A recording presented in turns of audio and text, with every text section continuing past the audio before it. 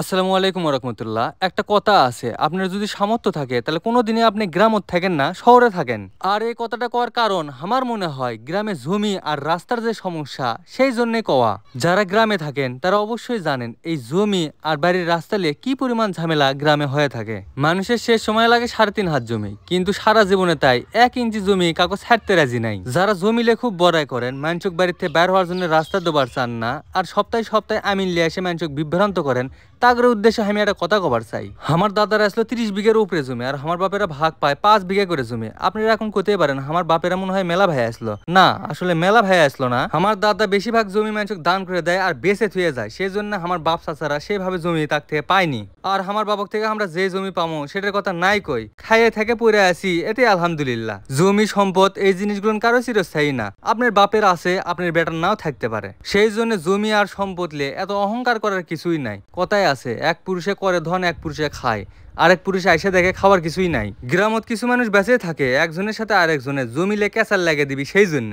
আর একবারে ক্যাসার লাগে দেওয়ার এমন ব্রেন ভাই, আপনি যদি তার কাছে ধরাশায়ী না হন তাহলে আপনি বুঝেরই পাবেন না, মনে করবেন এই বিশিষ্ট একজন ভালো মানুষ। যাই হোক, গ্রামে যেমন এরকম বিখ্যাত মানুষও আছে, তেমনই আবার ভালো মানুষও আছে। খালি খারাপ মানুষ দিয়ে তো একটা সমাজ চলে না, ভালো মানুষেরা আছে দেখে এখন সমাজ টিকে আছে। কেউ রাস্তার জন্য 1 ইঞ্চি জমিও ছাড়বে চায় না, আবার এমন মানুষও আছে যাই পুরো রাস্তাটাই দিয়ে থই তার জমির উপর দিয়েই। যাই হোক, গ্রামের জমি আর রাস্তার ব্যাপারে মেলা কিছু করলাম, এখন আসল কামত আমরা ফিরে আসি। মূলত আমরা এটি রাস্তার কাম করিচ্ছি, মানে আমাদের বাড়ির থেকে রাস্তার বাইর হওয়ার জন্য আমরা একটা রাস্তা করিচ্ছি। প্রথমে বাড়ির রাস্তার জন্য 5 ফুট মাপ দিয়ে আনতে আমরা একটা ওয়াল তুলে নিচ্ছি, পরবর্তীতে সেই জায়গাতে আমরা ঢালাই দিয়ে দেবো রাস্তা করার জন্য।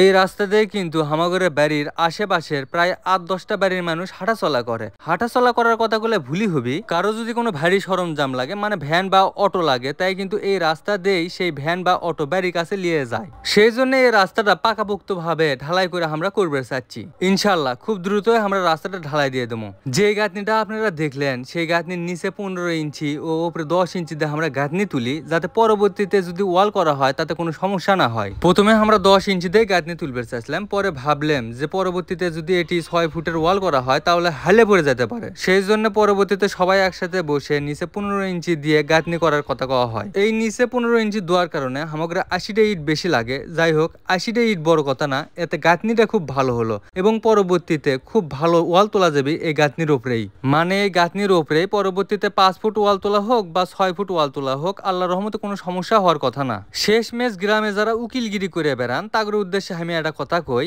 গ্রামের সাধারণ মানুষের তুলনায় আল্লাহ তাআলা আপনাদেরকে অনেক বেশি জ্ঞান দিছে। সেই জ্ঞানের অপব্যবহার না করে সেই জ্ঞানটা ভালো কোনো কাজে লাগান, এতে সমাজের উন্নয়ন হবে। সবাই ভালো থাকবেন। আসসালামু আলাইকুম।